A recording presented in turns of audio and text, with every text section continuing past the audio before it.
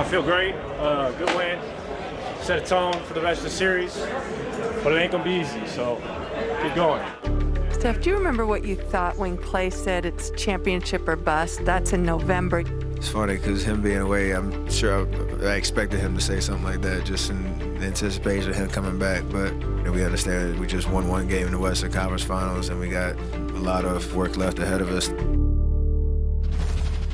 Our Reggie Miller is on the call on TNT, the Hall of Famer, my partner in crime. Yes, Let's indeed, Miss start Ledlow. with game one. I'm so excited to see you. We've covered a lot of games out in the Bay, but what did you see from this Warriors team that allowed such dominance just from start to finish?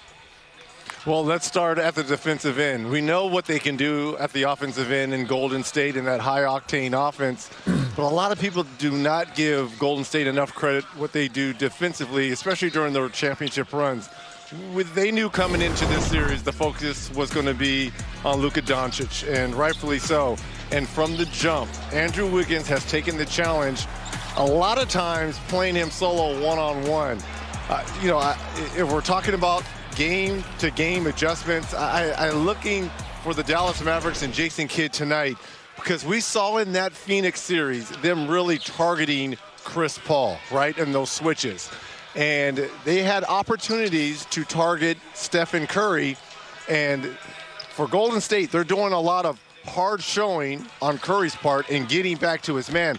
I don't think Luka really took the initiative to attack Curry like he was attacking Chris Paul. So I look for him to be a little bit more aggressive at trying to go at Stephen Curry. They did a good job of going at Jordan Poole, but Curry is the guy that they're going to have to try to put in that spin cycle. And speaking of that, Reggie, you talked about the Warriors' defense, but how big is it for the Warriors to turn it into easy offense? And I think that's where Dallas's transition defense wasn't ready for because Luka's 7 turnovers made the Warriors get easy offense in the flow. Well, again, this series is going to be defined by pace. The Warriors, especially in this building in the Chase Center, they want to play fast. And you saw in that first half, when there was a miscue, when there was a turnover, it was off to the races, and they've got the thoroughbreds to do it. And you know that Dallas, they like to play very methodical. They want to take the air out the building, a lot of isolation basketball. So it's really contrasting styles. But in this building, Dallas is going to have to do a better job, number one, not turning the basketball over. I know they only had 13 turnovers, but 7 by your playmaker in Luka Doncic, and that can't happen. Reggie, how does Dallas slow down the Golden State Warriors? We saw in that Phoenix series, they were able to load up on Booker. Golden State, you obviously can't load up on them because they have so much more shooting. They have actually a big 3. So how are they going to be able to slow these guys down? 56% is not going to cut. If Golden State shoots that well again at home, you know what that's going to be. Well, number one, if you're Dallas, you've got to make shots. They're going to live and die from that three-point line. And they've got to be obviously more accurate, and it's when and how they're taking those threes. If they can find a way to make shots and make Golden State actually take the ball out of the net and set up, then that's going to be a win. But if they're going to clank and go 7 for 29 in the first half from 3, well, it's going to be off to the races for the Warriors. And Reggie, is the way that Jason Kidd gets Spencer Dinwiddie a little more involved, 5 of 11 off the bench, but he's another guy you can put the ball in his hands and try to create a little bit more, take some pressure off of Luka. Spencer Dinwiddie is the 3rd leading scorer in isolation basketball in these playoffs, about 5 a game. And you're right, 3D, he's going to be one of the catalysts, along with Jalen Brunson, guys that will take that pressure, that offensive pressure off Luka. And there's words coming out that Luka's not 100%, may have had the flu or some type of food poisoning, was throwing up. So we are questioning a little bit of his health coming in here to game 2. So what better way than to have Dinwiddie or Brunson, 2 guys that we know can give you buckets. Those 2 guys, there's going to be focus on them to kind of carry the load offensively for the Mavs. We're going to get to hear plenty more of your expertise on the call. But for me, the best part of being on the road with you is working out with you. We hike and then we order a bunch of pancakes. But it seems to me you found a new workout partner, and apparently he can curl you. Oh, my goodness. He's not as good looking as you, Miss Ledlow. Don't tell him that.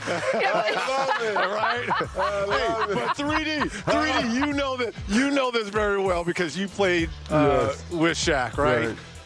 I tell people all the time, you know, our coach said, you got to go cross screen on Shaq, get Rick Smits open like 30 times a game, right? That's right. As a player, you know, you just go do your job. Now that I'm out of the league and have a chance to work with them, I'm thinking to myself, what the hell was I thinking all these years from him playing in Orlando, the Lakers, all the games, the playoff games? What was I thinking? 30 times a game, you're telling me I got to go set a cross screen on that superhuman.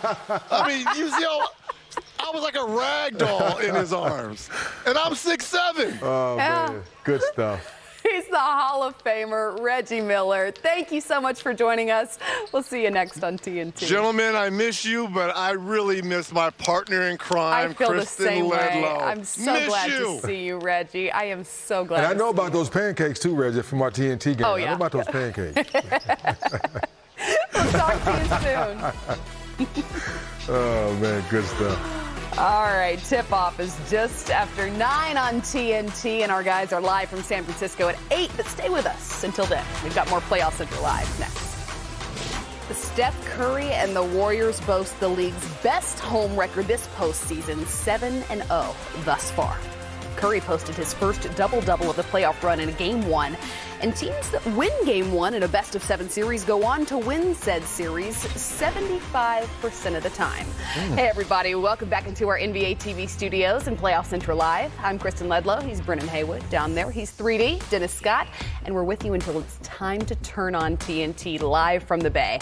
As I mentioned, the Warriors beat the Mavs by 25 in Game 1 of the Western Conference Finals, including the regular season. Now, the team's won its last 9 home games. And you guys know what an advantage that home court is. Oh, yeah.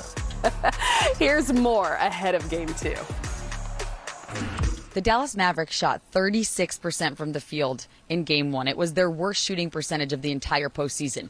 On top of that, they allowed 7 Warriors to score in double figures. But they're not fazed by that. They've had to learn to have a short memory this postseason after dropping Game 1 in every series so far. But they've responded in winning fashion. We got to make shots. We shot 19 threes there in the first quarter. We got great looks.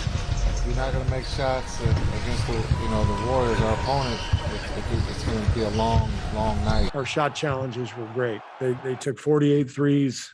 It's a lot of effort to get out and challenge shots all game and still cover the paint. And so our guys worked really hard and competed well. Ultimately, a team like that's going to get some open shots.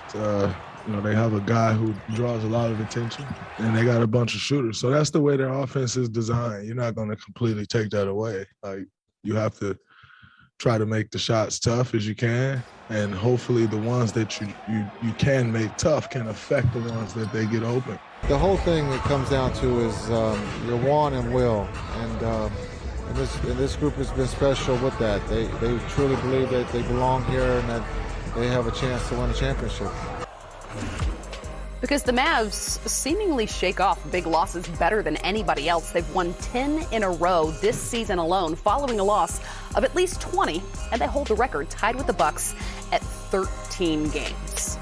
Let's talk, though, about Luka Doncic. 3D, despite